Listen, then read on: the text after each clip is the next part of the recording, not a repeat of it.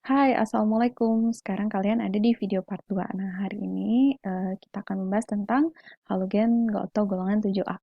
Oke, apa sih yang menjadikan golongan 7A ini disebut dengan halogen? Jadi pada saat dulu ketika unsur golongan 7A ini ditemukan, unsur golongan 7A ini berada dalam bentuk garamnya, makanya disebut dengan halogen. Jadi halogen ini artinya adalah pembentuk garam. Apa saja unsur dalam halogen? Pasti kalian juga udah tahu ya, ini udah sering banget disebut dalam pembelajaran juga gitu ya. Ada fluor, ada klor, ada brom, dan ada apa? Iodium. Jadi di sini ada ada F, Cl, Br, I, dan juga ada aspatin atau AT. Nah, tapi kita tidak akan bahas karena AT itu adalah masuk ke dalam unsur radioaktif. Oke. Sekarang kita lihat kembali, ini adalah gambar dari klorin, bromin, dan iodin dalam keadaan bebas. Gitu ya. Untuk klorin yang mana? Oke, selanjutnya ini. Nah, ini semuanya ada ya. Klorin itu cenderung colorless, tapi sebetulnya dia zatnya agak kuning. Kemudian klorin itu seperti kuning ya, kuning muda gitu. Tapi dia juga apa namanya, warnanya itu antara kuning sampai ke hijau muda gitu ya. Ada bromin, ini coklat, merah tua ke coklat. Kemudian ada iodin. Iodin ini berwarna ungu. Oke, ini semuanya dalam bentuk gasnya. Namun, kita lihat kembali, ini ada halogen. Kita lihat sifat fisikanya dulu. Nah, untuk halogen ini berbeda dengan gas mulia. Jadi dalam keadaan bebasnya, unsur halogen ini tidak semuanya dalam keadaan gas, gitu ya. Di sini yang ada dalam keadaan gas adalah fluorin, kemudian klorin. Kalau bromin itu dalam keadaan liquid dan iodin dalam keadaan padat. Itu secara umum untuk keadaan sifat wujud gas mulia wujud halogen dalam keadaan bebas gitu ya. Nah, untuk warnanya di situ sudah ada, silakan kalian lihat. Dan untuk hasil reaksinya, jadi halogen itu sebetulnya tidak hanya untuk pembentuk garam aja, tapi juga bisa membentuk asam, yaitu HF, HCl, HBr, dan HI, gitu ya. Oke, kemudian kita lihat di sini, di sifat fisika yang lain adalah titik cair, gitu ya, atau titik leleh. Cenderung naik gitu ya dengan bertambahnya nomor atom dari fluorin ke iodin. Kemudian titik didihnya juga sama. Hal ini dipengaruhi karena ukuran dari fluorin ke iodin menjadi ukurannya lebih besar gitu ya. Sedangkan untuk potensial reduksi, di sini fluorin ke iodin cenderung menurun. Jadi yang lebih mudah mengalami reduksi adalah siapa? Betul, adalah di sini volt ya. Oke, nanti kita cek lagi untuk potensial reduksinya. Kita masuk ke afinitas elektron, jari-jari, dan strukturnya. Kita akan coba lihat di slide selanjutnya. Tapi jangan lupa untuk unsur golongan halogen ini mereka ketika dalam wujud bebasnya mereka ada pada wujud termasuk unsur yang diatomik atau terdiri dari dua atom gitu ya. Jadi pada keadaan bebasnya cenderung membentuk F2, Cl2, Br2, dan I2. Sedangkan pada gas mulia mereka hanya berdiri sendiri karena mereka sudah stabil. Oke, kita lihat di sini mengenai tadi jari-jari atom gitu ya dan juga keelektronegatifan dan sifat keperiodikan yang lain. Pertama kita harus lihat dulu struktur dari Cl dan I. Jadi yang Ibu bandingkan adalah Cl dan I. Di mana Cl ini memiliki nomor atom berapa? Ada yang tahu? Cl memiliki nomor atom 17, gitu ya. Kemudian I memiliki nomor atom 53. Jangan lupa kalian bisa pakai konfigurasi elektron. Kalau ini yang di gambar ini adalah konfigurasi elektron Bohr gitu ya. Kita lihat di sini bahwa Cl memiliki 7 elektron valensi gitu ya, di mana elektron valensi ini menentukan golongan suatu atom. Betul. Jadi 7 berarti golongan 7A. Gitu. Ya. Nah, Cl dan I. Kalau kita lihat di sini, Cl memiliki 1, 2, 3. Ada 3 kulit gitu ya. Pada dengan elektron valensi yang sama dengan I.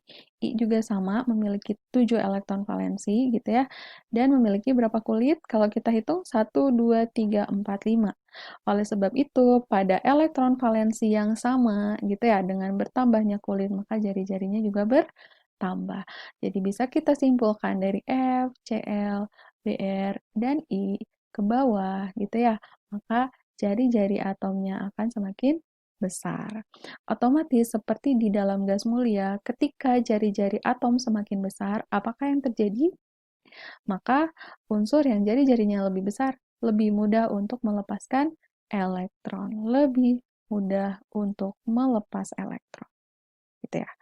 Apa yang terjadi ketika lebih mudah melepas elektron? Maka energi ionisasinya akan lebih kecil. Betul. Gitu. Energi ionisasinya akan semakin kecil. Sehingga kalau kita lihat dari F, Cl, Br, dan I, gitu ya, seiring bertambahnya kulit dengan elektron valensi yang tetap, maka energi ionisasi dari FCl Br ke I, energi ionisasinya akan semakin kecil gitu ya. Dan sifat keperiodikan yang lain seperti keelektronegatifan gitu ya dari F, Cl, Br, dan I yang akan lebih mudah untuk menarik elektron adalah ketika ketika suatu atom itu tidak memiliki jari-jari yang sangat besar gitu ya. Karena elektron itu kan muatannya negatif gitu ya. Misalnya ini ada elektron, muatannya negatif. Cl dengan I, dia akan lebih mudah menarik elektron yang mana? Apakah Cl atau I yang akan lebih mudah menarik elektron? Ibu gambarkan lagi di sini ya. Cl akan lebih mudah menarik elektron dibandingkan dengan I, gitu ya. Karena tadi di sini jarak dari inti atom ke jari-jarinya dan jarak dari inti atom ke kulit terluarnya itu lebih jauh sehingga untuk menarik elektron lebih cenderung mudah Cl. Sehingga kalau kita lihat di sini ke elektron negatifan Cl lebih elektronegatif dibandingkan dengan I, gitu ya. Maka dari atas ke bawah bisa kita simpulkan bahwa ke elektronegatifan semakin kecil. Elektronegatifan semakin kecil. Nah, kalau kita lihat di sini berarti yang paling elektronegatif adalah F gitu ya. Itu sebabnya kalau kita lihat F disandingkan dengan H gitu ya, ketika menjadi HF, maka si H-nya positif, F-nya tadi sangat negatif, maka mereka menjadi lebih kuat ikatannya dibandingkan dengan HCl, HBr, dan HI. Oleh sebab itu, HF ini dia termasuk asam yang lemah gitu ya, karena HF tadi dia sulit untuk terionisasi dalam larutannya, sehingga dia termasuk asam yang lemah dibandingkan dengan yang lain. Yang teman-temannya yang lain masuk ke dalam asam kuat gitu ya, karena jari-jari atomnya semakin besar lebih mudah melepaskan H+. Oke, sekarang kita lihat lagi di sini sifat kimianya. Sifat kimianya ada ya kayak masih tadi, ingat lagi gas dari unsur halogen adalah gas diatomik, tapi ini nggak semuanya gas, tapi ibu tulis menjadi unsur diatomik ya. Jadi gini ya, unsur halogen adalah unsur yang diatomik, kemudian sangat reaktif, dia merupakan oksidator yang sangat kuat gitu ya, sifat oksidatornya F lebih besar. Kemudian reaksi-reaksi halogen, ini ada reaksi pendesakan garam atau displacement, nanti kita akan bahas. Kemudian ada pembentukan garam, logam ditambah dengan halogen, dan ada juga pembentukan asam, yaitu biasanya hidrogen ditambah dengan halogen atau reaksinya bisa antara air dengan unsur halogen. Kita akan lihat dulu ke pendesakan garam atau displacement gitu ya. Nah, tapi sebelumnya kita akan lihat dulu tadi hubungan sifat fisika titik didih dengan titik didih asam dengan eh, kenaikan dari MR-nya sendiri gitu ya. Seperti yang kita ketahui tadi, halogen ini bisa membentuk HF, membentuk HCl, membentuk HBr, dan HI. Kalau kita lihat keteraturannya, MR-nya ini akan cenderung naik.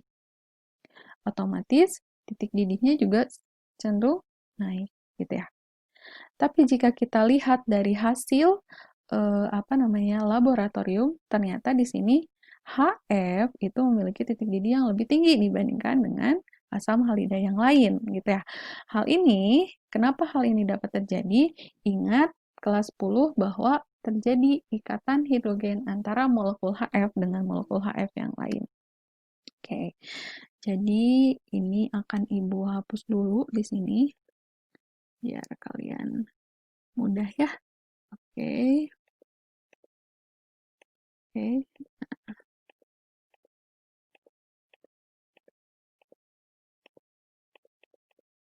oke. Nah, di sini kita lihat lagi bahwa antara molekul HF dengan molekul HF yang lain, dia terjadi ikatan hidrogen.